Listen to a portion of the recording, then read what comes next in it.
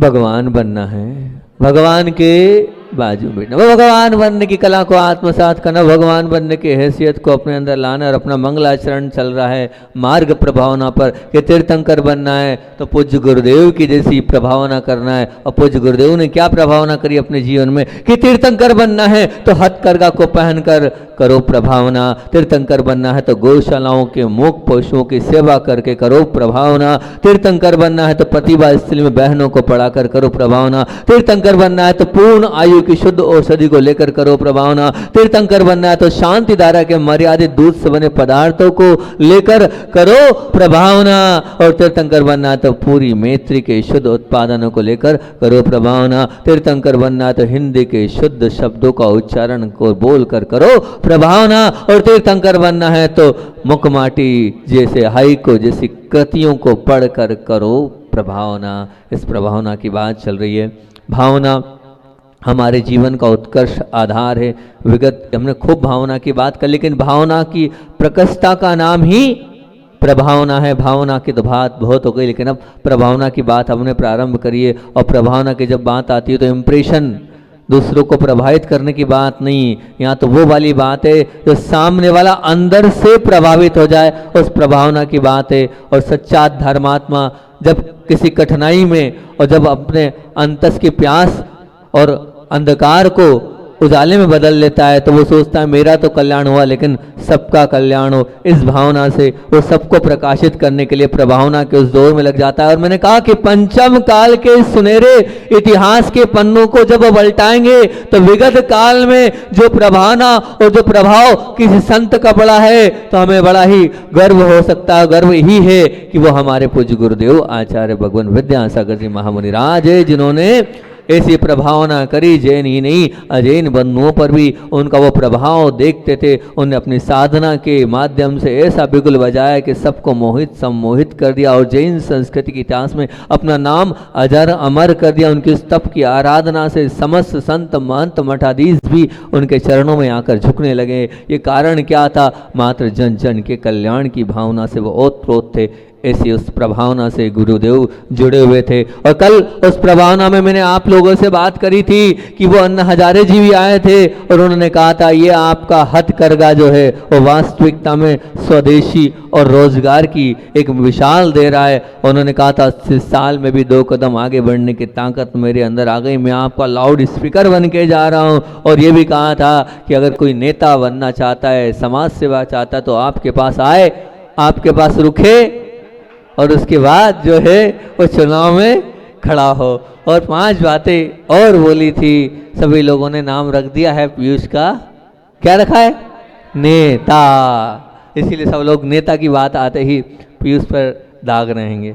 ठीक है, तो शुद्ध आचार, उन्होंने 5 संदेश दिए थे। शुद्ध आचार, शुद्ध विचार, निष्काम भाव और कुछ त्याग करना और हमेशा अपमान सहने की सामर्थ्य को अपने साथ आत्मसात करना। और कल मैंने एक और बात बोली थी, आज से ये मत मानना कि हथकरघा जैनों नहीं कर सकते। और वो मूलाचार का उदाहरण भी दिया था कि सूत काता जाता था, जैनों क्या, इसका तात्पर्य सूत मतलब धागा बनाया जाता था, तो धागा जब बनता था तो सब कुछ अपने आप होता चला जाता था। और मैंने अंत में इतना बोला था, अगर सच्चे भक्त अगर आप हो आचार्य भगवान के, रोम रोम में गुरुदेव बसे हैं, तो कुछ ना कुछ गुरुदेव के उन सिद्धांतों को भी हमारे जीवन में उतारना होगा। और अगर हम उस सिद्धांतों को उतार रहे हैं तो हथकरघा को पहनना होगा। और हथकरघा को पहन रहे हो, वैसा ऐसा नहीं है जो बामोरा वालों ने बात मानी, एलोरा वालों ने बात मानी, ऐसा नहीं है। 52 गजा में तो हम कुछ बोले ही नहीं, तो बात रखने की बात ही नहीं थी। लेकिन चौथे नंबर पे बासा का जब नंबर आया तो बासा वालों ने भी पूरी बात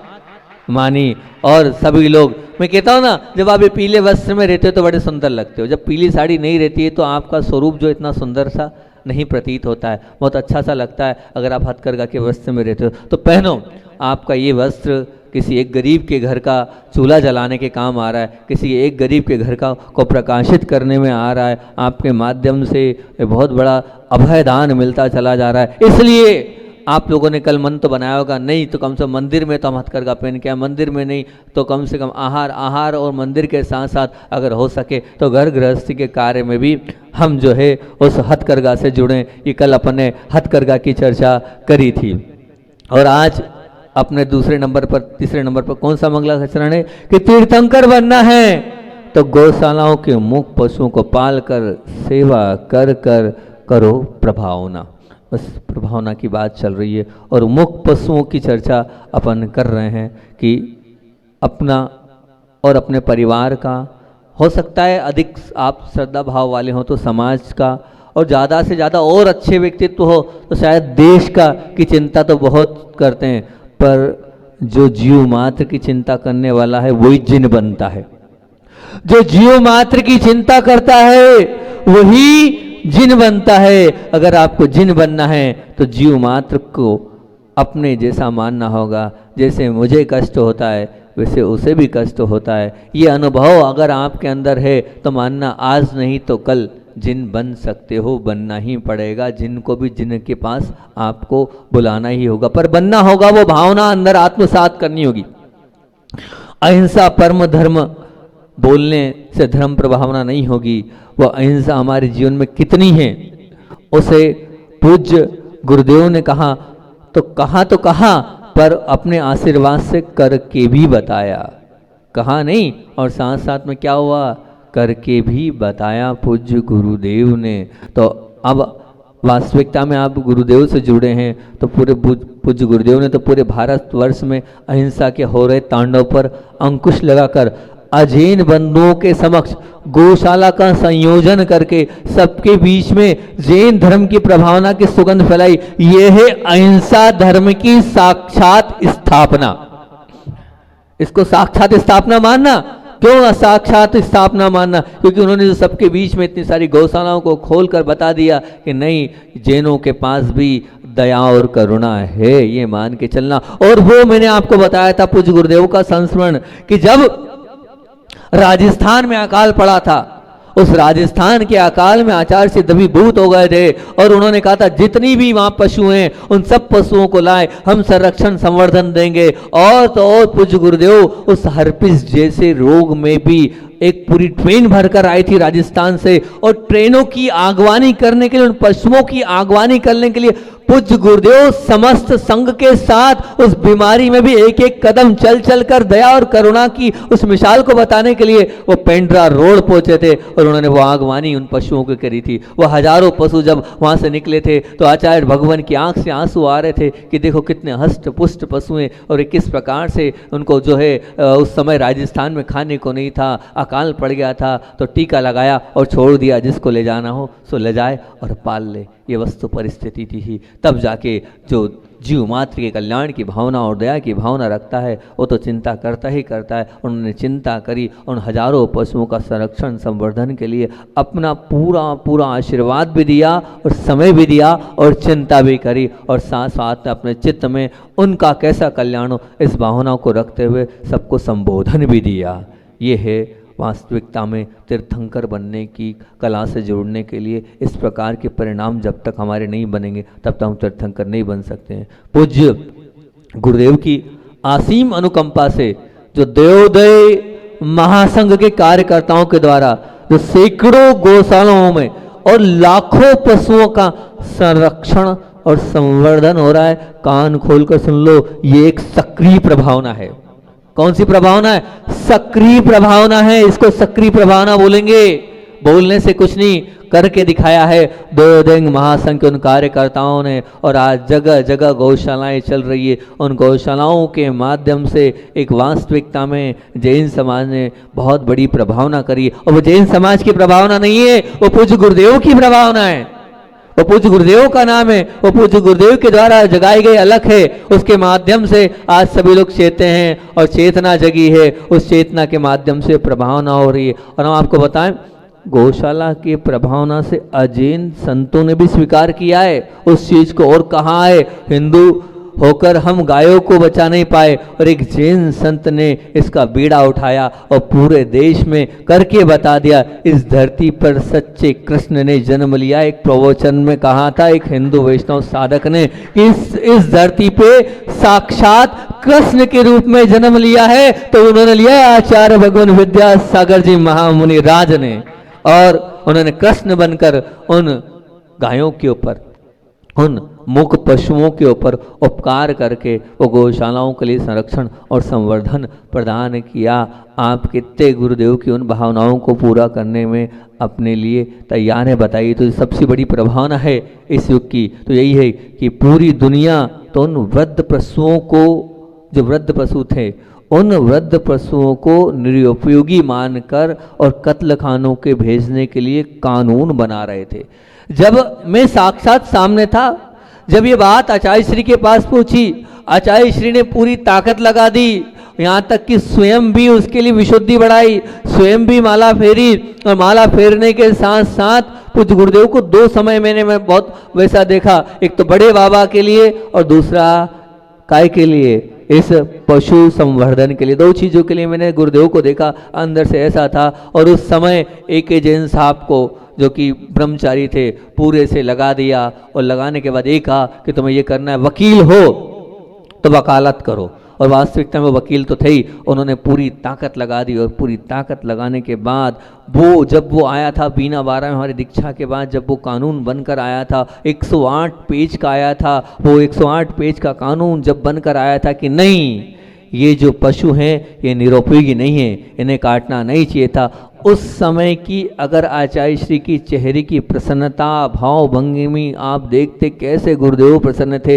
जैसे एक बच्चे को सब कुछ मिल जाता है, ऐसे गुरु जी इतने प्रसन्न थे। ऐसा प्रवचन और ऐसा बिल्कुल, वो दिन भर मुस्कुरा, जिसको देख रहे थे वो मुस्कुराते थे, उनको लग रहा था मुझे सब कुछ मिल गया। मैंने कहा देखो बताओ, उधर हुआ तो वो पशुओं के लिए, लेकिन ये कितने प्रसन्न है, ये कितना मान रहे हैं कि भैया सब कुछ मेरे को मिल गया है, मुझे मिल गया है। आपको लाखों करोड़ों मिलने के बाद जैसे आप प्रसन्न होते हो, वैसे गुरुदेव उस समय प्रसन्न थे, क्योंकि बहुत बड़ा काम हो गया था, नहीं तो फिर आप रोक नहीं पाते। आज तक आप रोक रहे हो तो वो पूज्य गुरुदेव के कारण आज वहाँ का आए जो है आप रोक पा रहे हो। न आज कोई भी बजरंग दल हो या विश्व हिंदू परिषद हो, ये अगर सक्रिय हैं तो उनको आचार्य भगवान का उपकार मानना चाहिए कि आचार्य भगवान ने अलग जगाई, नहीं तो कानून बन जाता कि अब भैया इनकी उम्र हो गई है, बात खत्म, अब आप रोक नहीं सकते उनको, वो कटने ही जाएंगे, नियम से कटने जाते। एक कानून बन रहा था, इस कानून को सरकार देती, इस कानून के विरोध में आचार्य भगवान ने अलग जगाई। और अलग जगाने के साथ साथ वो जीते भी, वो नहीं जीते, उनकी तपस्या ने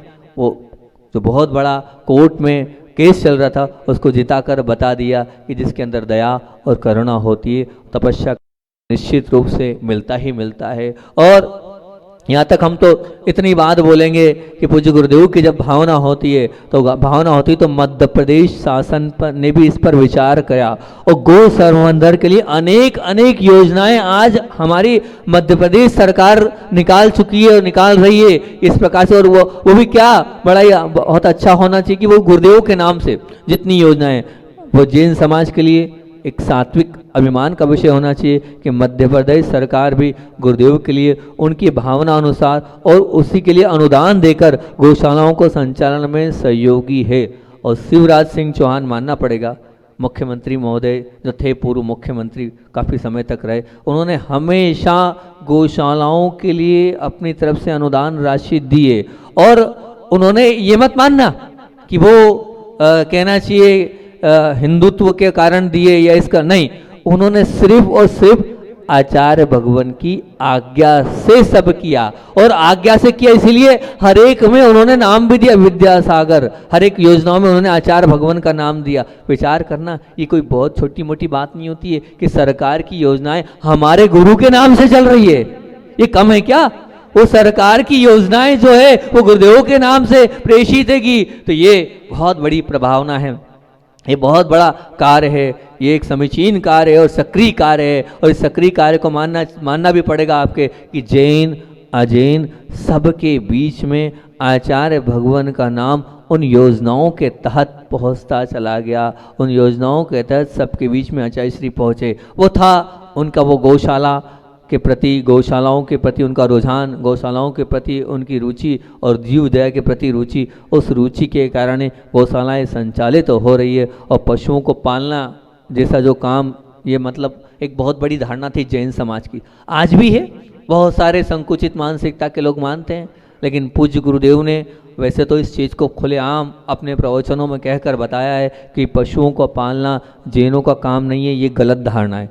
ऐसी विपरीत मानसिकता और ऐसी संकुचित धारणा ने को पूज्य गुरुदेव ने बहुत अच्छे से कुठाराघात किया और सबके बीच में बताया कृषि करो और ऋषि बनो। ये हमारे आदिनाथ भगवान ने ससास कश्यादिशु कर्म शुभ प्रजा ये कहा है, बताया है। अब कृषि करना चाहिए, ये उद्बोधन भटकती हुई समाज को दिया और समझाया। ये मत मानना कि पशुपालन करना जैनों का काम नहीं है, कृषि करना जैनों का काम नहीं है, उसमें हिंसा होती वो आरंभ का काम है, ये बताया नहीं।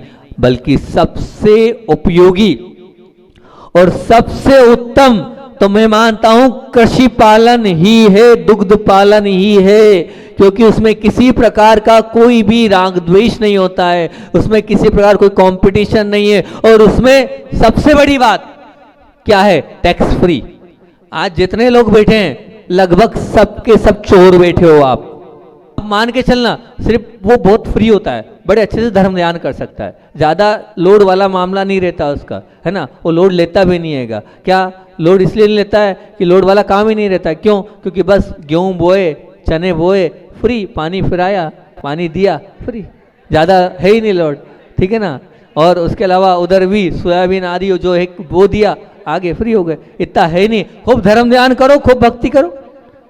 कृषि अगर आपने दूध के लिए, खेती बाड़ी के लिए अगर मान लो पशु भी पाल लिए तो इतना नहीं है दिन भर फ्री हो आप, खूब अच्छे से धर्म ध्यान कर सकते हो। थोड़ा आधा एक घंटा सुबह, आधा एक घंटा शाम की मेहनत कर लो और बढ़िया। हमारे सेठ जी बैठे हैं, नगर सेठ, खेती करते ही हैं, तो ऐसे बहुत सारे हमारे इधर ये भी, हाँ हमारे जेकी के यहाँ भी खेती होती है, सभी लोग कृषि कर रहे हैं। और वास्तविकता में कृषि करो और ऋषि बनो, मतलब विचार करना, क्या बात बोली है, कृषि करो और ऋषि बनो, ये बात बोली गई है। मतलब कृषि करने वाला ऋषि बन जाता है। ऋषि मतलब क्या?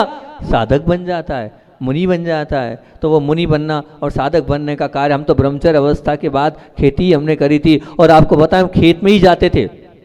इधर 11:30 बजती थी और 11:30 बजते ही हमारा मतलब भोजन हुआ 10, सवा 10, 10:30, 11:30 पे, और सामायिक के लिए हम 3 किलोमीटर पद विहार करते करते जो है खेत में जाते थे और पेड़ के नीचे ही सामायिक करते थे। वहीं शाम को 5 बजे तक रहते थे और आते थे। खेत का आनंद ही अलग है, खेत की साधना ही अलग है। तो आप जुड़ो, पशुओं के संरक्षण संवर्धन से जुड़ो। अगर खेती नहीं हो तो खरीदो। हमारे माध्यम से बहुत सारे लोग प्रोत्साहित हुए और उन्होंने खेती करना प्रारंभ कर दी और खेती खरीदना प्रारंभ कर दी कि खेती करना है और हमें ऋषि बनना है, पशुओं को पालन करना है। और आपको बताएं, आचार्य भगवान ने इतना बड़ा उपकार किया कि जब जिसकी जैसी रुचि होती है उसका अवश्य कल्याण करते। हमारी दीक्षा भी गौशाला में ही हुई, तिलवारा घाट में। आचार्य भगवान ने तिलवारा घाट और ललितपुर में जो 2 गौशालाएं थी, वो मतलब दोनों गौशालाएं बड़ी बड़ी गौशालाएं, वहाँ जिनेश्वरी दीक्षा दिए। अभी जो है जब ललितपुर में मुनि दीक्षा हुई थी तो मुनि दीक्षा भी कहाँ हुई थी? वो ललितपुर गौशाला में। हमारी दीक्षा भी कहाँ हुई? तो गौशाला, मतलब 2 दीक्षाएं हुई, दिगंबरी दीक्षा, और दोनों दीक्षाएं कहाँ हुई है? तो गौशालाओं में ही वहाँ पर दीक्षा हुई है। पूरी समाज और पूरी देश को वो गौशाला बता दी कि गौशाला पालना और गौशालाओं का संरक्षण करना ये सच्ची प्रभावना है, सच्चा स्वरूप है, सच्चा धर्म है। इसको आप स्वीकार करें, मानते चलें। और आपको इतना और कहूँगा कि आप उन लोगों को जो गौशालाएं चला रहे हैं, तन से, मन से और अगर धन से भी अगर जितना सहयोग वो कर रहे हैं तो उन गौ सेवकों को, उन गौ पालकों को आप कम से कम उनकी सराहना करो, उनकी पीठ थपथपाओ, उनका उत्साह वर्धन करो, तो कम से कम वो कार्य में और आगे बढ़ेंगे कि हाँ भैया कुछ नहीं, आप नहीं जा सकते हो मत जाओ, पर जो कर रहे हैं उनके लिए अच्छा तो कहो। आप वो भी पीठ भी थपथपा नहीं रहे हो, उनके लिए अच्छा भी नहीं कर रहे हो। हमसे बामोरा वाले बोले महाराज जी बताया, तो अब वो तो जो बताया वो आपके बीच में रख रहा हूँ। बोले महाराज जी हमने एक योजना बनाई। क्या योजना बनाई? बोले गौशाला के लिए, गोग्रास के लिए, गौशाला के लिए, गोग्रास के लिए, शांति धारा के लिए या और बहुत सारी योजना के लिए आपका काम नहीं हो रहा है, आप यहाँ दान दो और दान दोगे तो आपका काम होगा। बोले 50-100 उदाहरण हैं हमारी गौशाला में इस निमित्त से दान दिया, हालांकि सब है नहीं, लेकिन मतलब मैं ये नहीं कहता इसलिए ऐसा करो, पर बोले लोगों ने किया, गौशाला में दान दिया और गौशाला के दान के माध्यम से उनके काम होते चले गए। ये बामोरा की गौशाला वालों ने हमें शेयर किया, तुम्हारा ये काम रुक रहा है, कोई बात नहीं, यहाँ पर दान कर दो, शांति धारा करा दो, गौशाला के नाम पर पैसा यहाँ भेज दो या गोग्रास भिजवा दो या इस प्रकार से कुछ हमारी योजना से जुड़ जाओ, आपका काम होगा। होता है, जीव दया और करुणा के साथ आप धर्म ध्यान करोगे तो निश्चित रूप से मान के चलना आपका वो सब कार्य होता चला जाएगा। इसलिए बार बार कह रहा हूँ, कम कुछ करो या ना करो, पर जो कर रहे हैं उनका सपोर्ट करो। और आज गौशाला की बात चल रही है तो इतना नियम ले लो, महाराज जी नहीं है हमारे गांव में, ठीक है, लेकिन साल में एक बार, 6 महीने में एक बार, महीने में एक बार कम से कम हम गौशालाओं में जाएंगे और कुछ ना कुछ तो खिलाकर आएंगे।